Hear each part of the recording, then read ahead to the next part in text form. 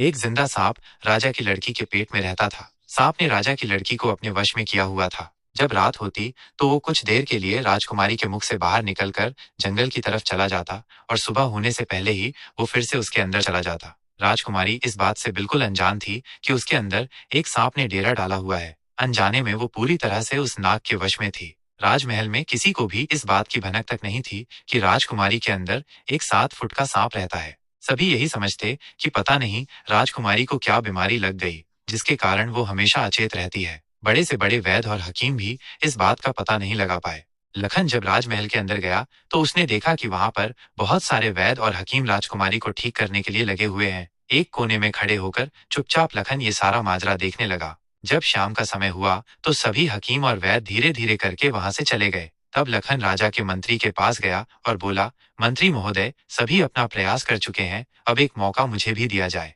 लखन की बात सुन मंत्री उसे अपने साथ ले राजा के पास जाता है और लखन का प्रस्ताव राजा के सामने रखता है। बेचारा हर तरफ से निराश हो चुका राजा एक बार अनमन ढंग से लखन की तरफ देखता है, फिर दुखी मन से कहता है, बताओ तुम मेरी बेटी का इलाज किस प्रकार करोगे।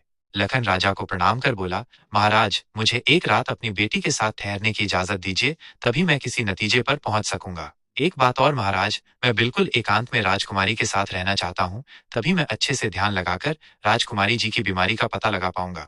लखन की आत्मविश्वास भरी बातों से राजा के मन में हल्की सी उम्मीद जागी। उसने लखन को रात में राजकुमारी के साथ एकांत में रुकने की इजाजत दे दी। राजा की इजाजत मिलते ही लखन राजकुमारी के कक्ष में गया और उससे कुछ दूर एकदम चुपचाप बैठकर उसे देखने लगा। जैसे ही रात के 12 बजे का समय हुआ तो अचेत अवस्था में पड़ी हुई राजकुमारी के मुंह से सांप बाहर निकला और महल के परिसर से होता हुआ जंगल की ओर चला गया। ये सब देख लखन दंग रह गया। वो बिना कुछ हरकत किए चुपचाप वहीं बैठा रहा। जब रात का आखिरी पहर खत्म होने को आया तब वो सांप वापस लौटा और राजकुमारी चंद्रकला के मुख से होता हुआ पूरा उसके अंदर समा गया। दम साधे लखन ये सारा माजरा देखता रहा। सारा माजरा देख उसे समझते देर न लगी कि राजकुमारी की सारी बीमारी की जड़ ये सांप ही है। सुबह हुई तो राजा चंद्रसेन डर और बेसब्री के मिश्रित भावों के साथ लंबे लंबे कदम रखता हुआ अपने मंत्री के साथ राजकुमारी के कमरे में आया और बेसब्री से उसने लखन से पूछा, बताओ लड़के, तुम किस नतीजे पर पहुंचे, क्या मेरी बेटी ठीक हो जाएगी।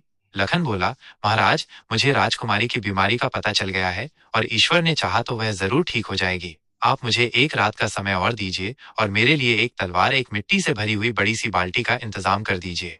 लखन की बात सुन राजा को बहुत सुकून मिला। उसने मंत्री को लखन के द्वारा मांगा गया सारा सामान उसे देने का निर्देश दिया। अब सभी को इंतजार था तो बस रात का।